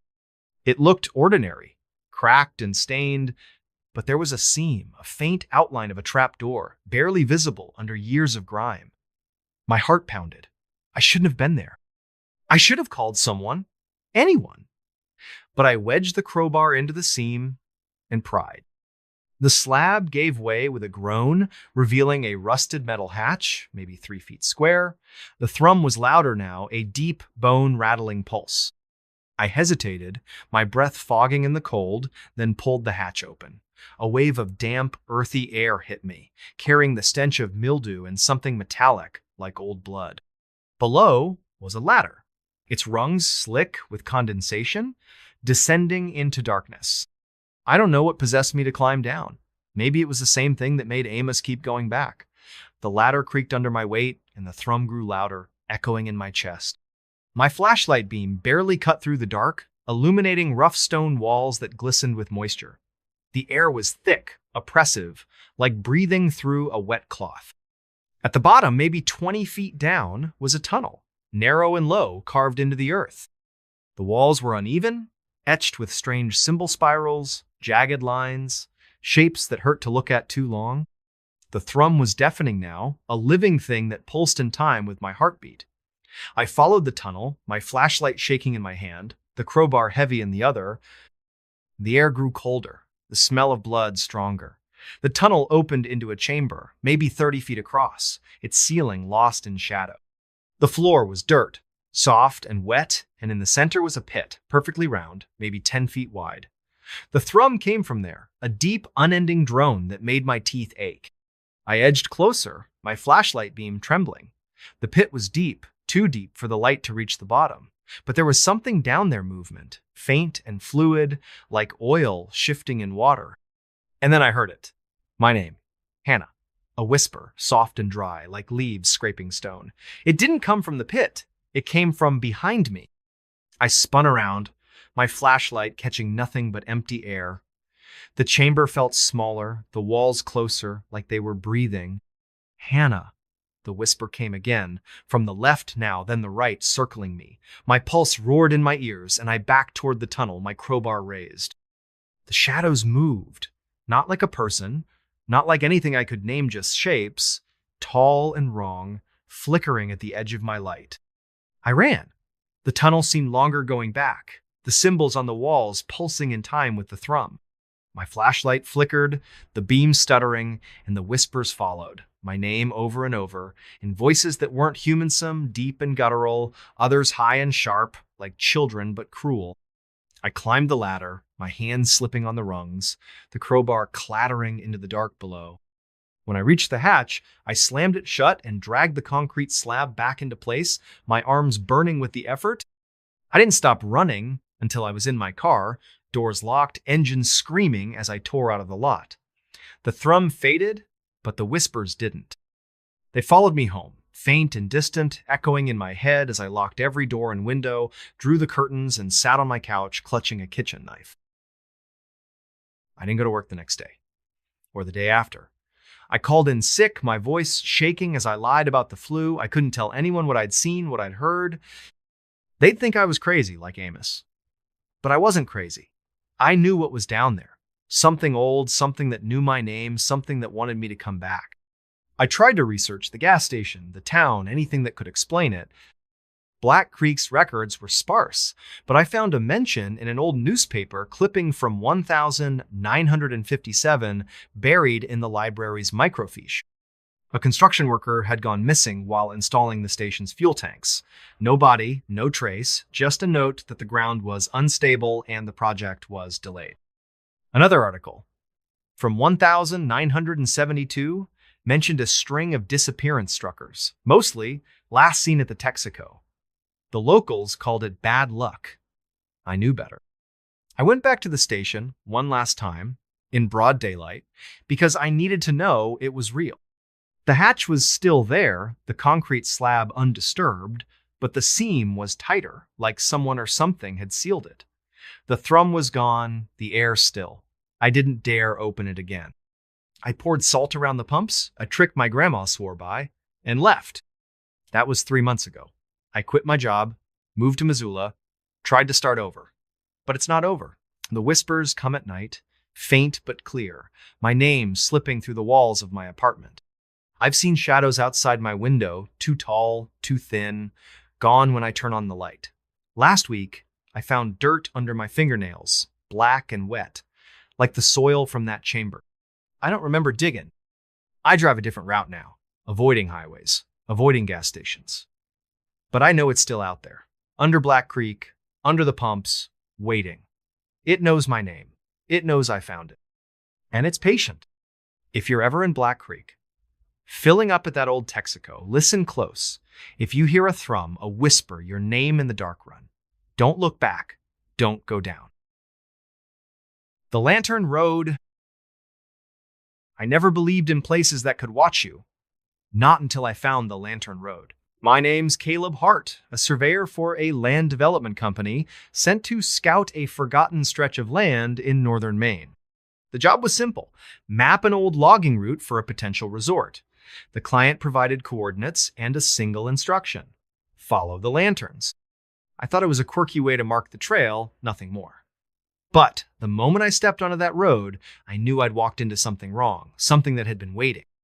It started with a phone call from my boss, Karen, late on a Friday. She sounded rushed, her voice clipped. "Caleb, we got a rush job. Some rich guy wants a survey of a plot near Millinocket. Old logging road, unmarked, no name. Locals call it the Lantern Road. You're the only one free. Can you be there by morning?" I wasn't thrilled. Millinocket was a 6-hour drive from my place in Bangor Butt. The pay was double, and I needed the cash. She emailed me the coordinates and a grainy photo of a dirt path lined with rusted lanterns. Their glass cracked, their frames twisted. The caption read, "Follow the lanterns, don't stray." I figured it was some eccentric landowner's idea of a landmark. I arrived at dawn. The sky, a dull gray that seemed to press down on the forest. The coordinates led to a break in the trees, where a narrow path snaked into the woods. The Lantern Road was exactly as the photo showed. A rutted dirt track, barely wide enough for my Jeep, flanked by ancient lanterns every 50 feet or so. They were old, maybe a century, their metal pitted with rust, their glass clouded with age. None of them were lit, but they gave off a faint glow, like they'd soaked up the last light of the sun. The air was heavy, thick with the smell of damp moss and something sharper, like ozone after a storm. My boots sank slightly into the soft earth, and the silence was absolute tenno birds, no rustle of leaves, just my own breathing, loud in my ears. I slung my survey gear over my shoulder and started walking, GPS in hand, marking the path's boundaries.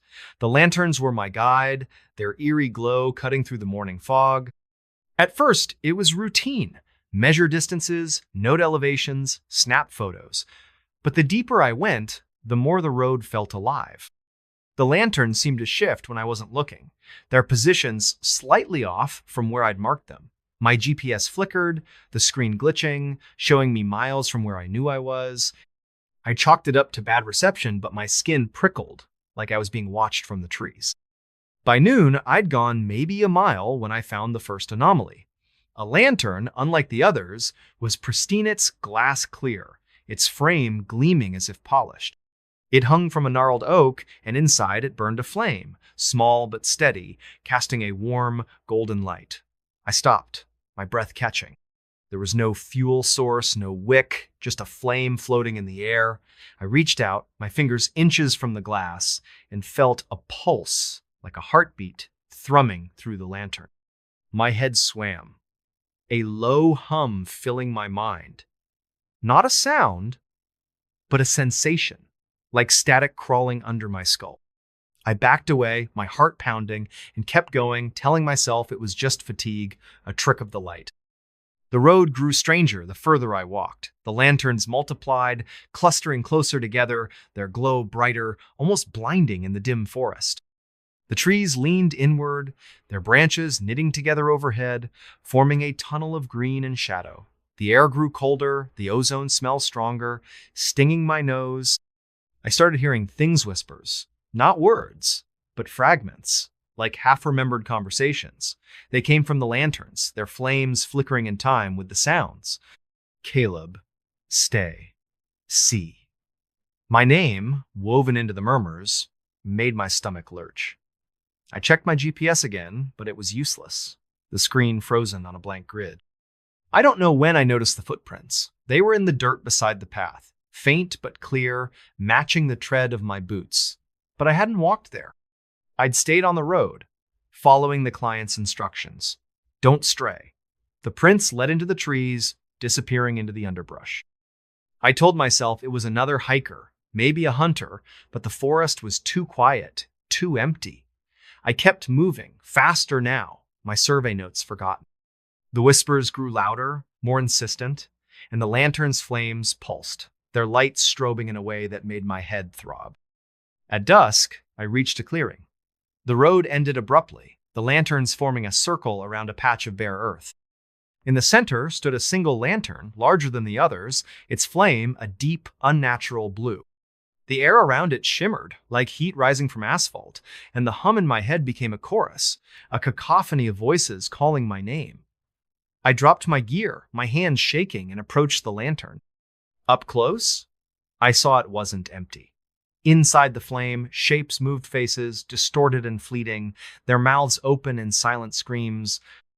I recognized one impossibly. My father, who died when I was a kid, his eyes wide with terror. I stumbled back, my breath ragged, and that's when I saw her. A woman standing at the edge of the clearing, her face hidden in shadow. She wore a long coat, tattered and gray, and her hands were clasped in front of her, holding something I couldn't see. The whispers stopped, the air still, as she stepped forward. Her voice was soft, almost tender, but it carried a weight that made my knees buckle. "You followed the lanterns," she said. "You always do." I tried to speak, to ask who she was, what this place was, but my throat was dry, my words stuck. She moved closer, her face still obscured, and I saw what she held. A lantern, identical to the one in the center, its flame blue and writhing.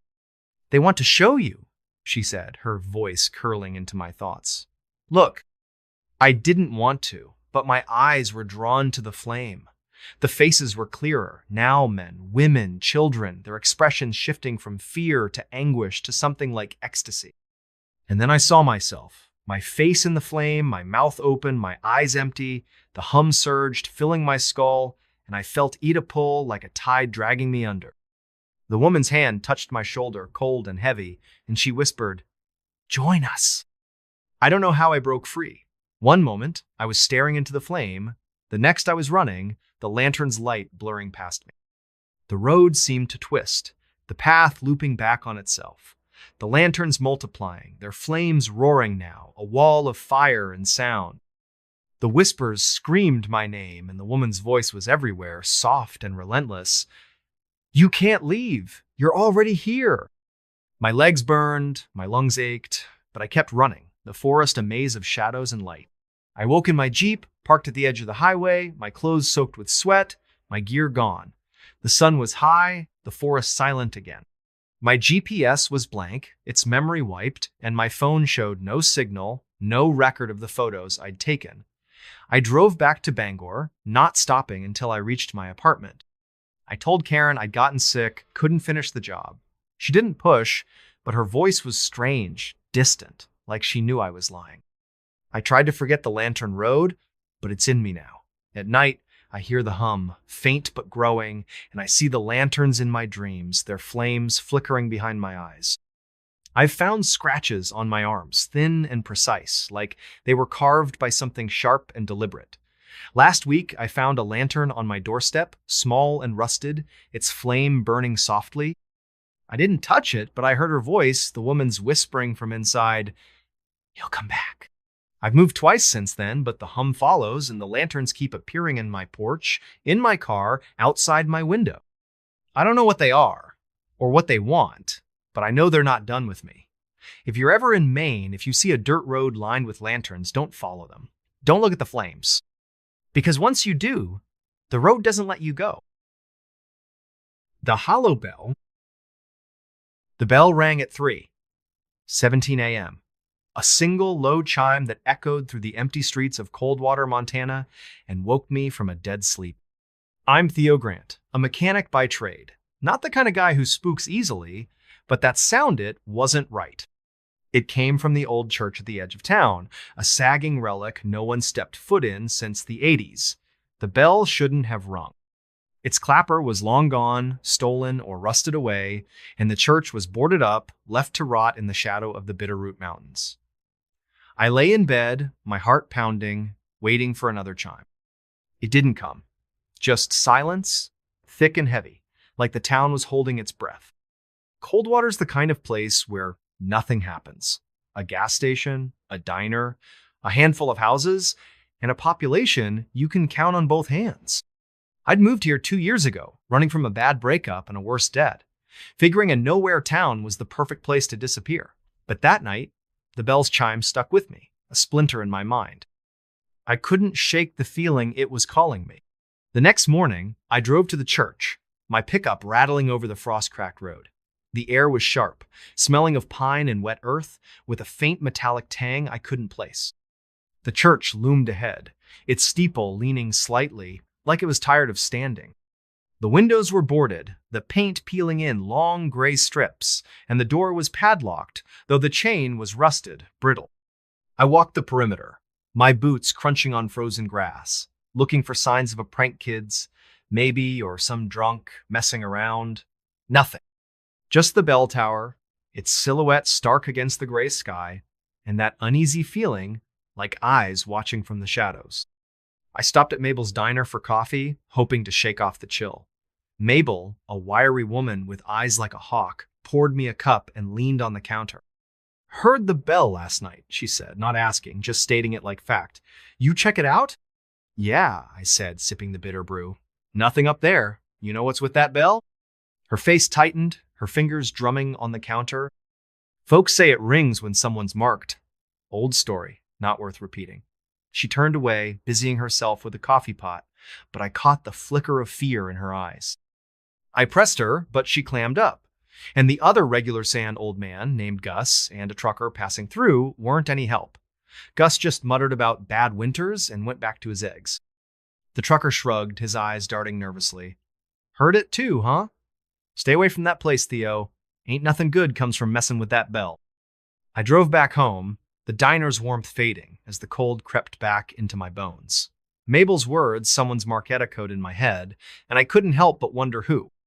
The town felt different now, the silence heavier, the shadows longer. That night, I couldn't sleep. The memory of the bell's chime lingered, low and mournful, like a warning I didn't understand. Around midnight, I heard another sound of faint scratching, like nails on wood, coming from my front door. I grabbed the baseball bat I kept by the bed and crept to the living room, my pulse racing. The scratching stopped as I approached, but when I opened the door, there was nothing, just a single mark on the frame, a thin, deliberate scratch, like someone had dragged a knife across it. The next day, I went back to the church, this time with tools. The padlock on the door gave way with a quick pry, and I stepped inside, the air thick with dust and the sour smell of decay. The pews were splintered, the hymnals moldy, their pages stuck together. I climbed the rickety stairs to the bell tower, my flashlight cutting through the gloom. The bell was there, massive and tarnished, its surface etched with strange symbol spirals, jagged lines, shapes that seemed to shift when I looked too long. There was no clapper, just as I'd thought, but the inside of the bell was smooth, polished, like it had been cleaned recently.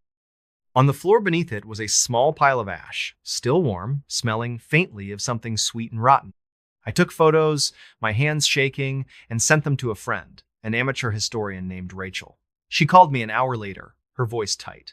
"Those symbols aren't random, Theo. They're old, pre-Christian, maybe older.